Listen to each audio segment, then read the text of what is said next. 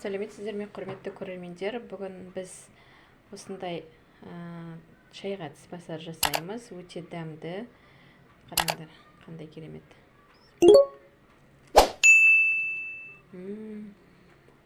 Міндетті түрде соңына дейін қарап, бізбен бірге дайындаңыздар.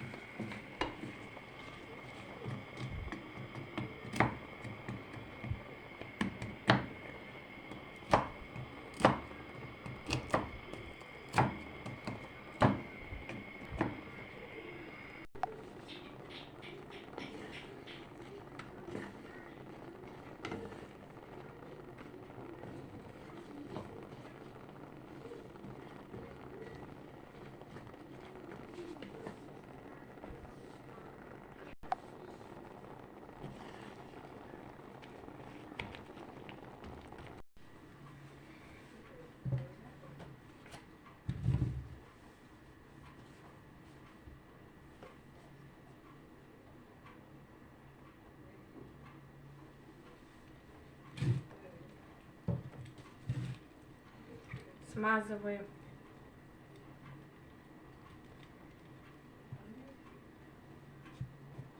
Шемішкі май жағамыз.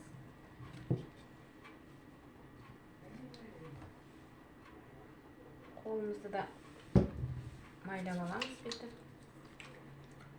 И конфеттерді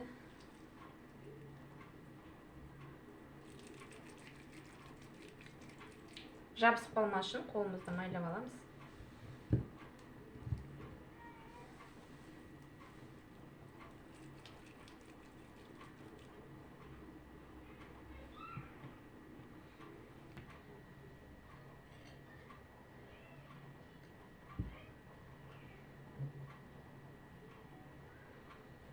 Осылай шоколадқа аунатып аламыз.